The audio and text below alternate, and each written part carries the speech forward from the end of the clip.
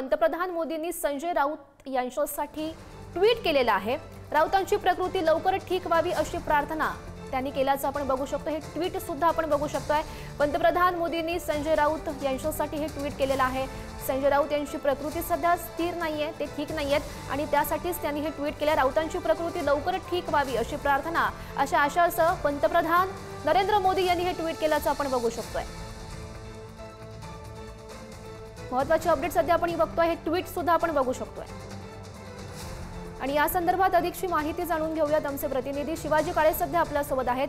शिवाजी, पण अलीकडच्या काळामध्ये जर आपण पाहिलं तर संजय राऊत यांची तब्येत बिघडल्याची माहिती समोर आली होती।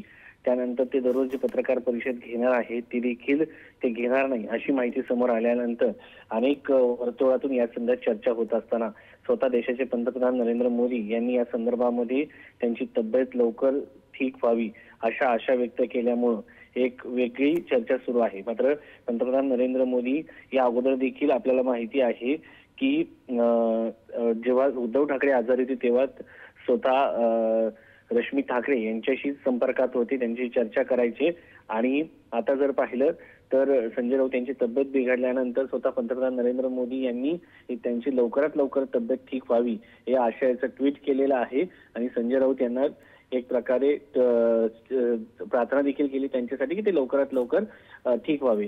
हे एक चांगल्या राजकारणाचं लक्षण आहे।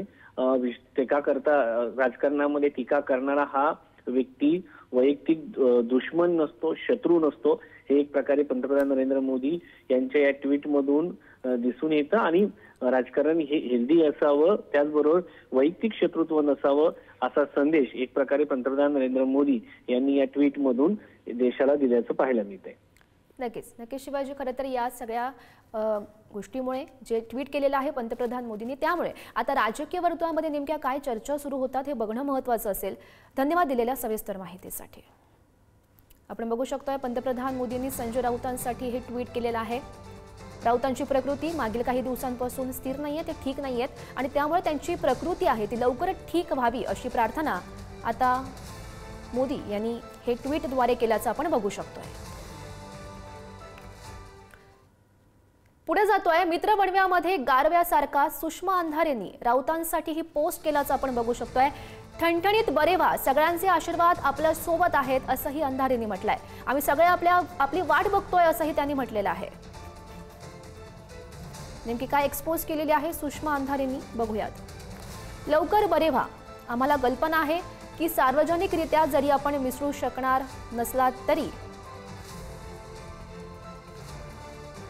इथल्या पातायंत्री अजस्र महाकाय शक्तीविरोधात जी लढाई आपण उभी केलेली आहे त्या लढाईला वैचारिक रसद या 2 महिन्यात सुद्धा आपण पुरवत राहणार आहात। खऱ्या अर्थानं मित्रमंडळामध्ये गारव्यासारखा म्हणजे नेमकं काय हे आपल्याकडे बघितल्यावर महाराष्ट्राला कळतं।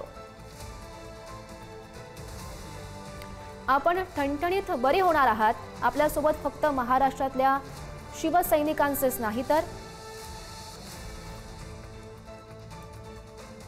इथला प्रत्येक दबलेला, पिसलेला आणि भाजपच्या दंडेलशाहीनं मेटाकुटीला आलेला प्रत्येक माणूस आपल्यासारख्या लढाऊ शिलेदारासाठी ठामपणे उभा आहे आणि या सगळ्यांचे आशीर्वाद आपल्या सोबत आहेत।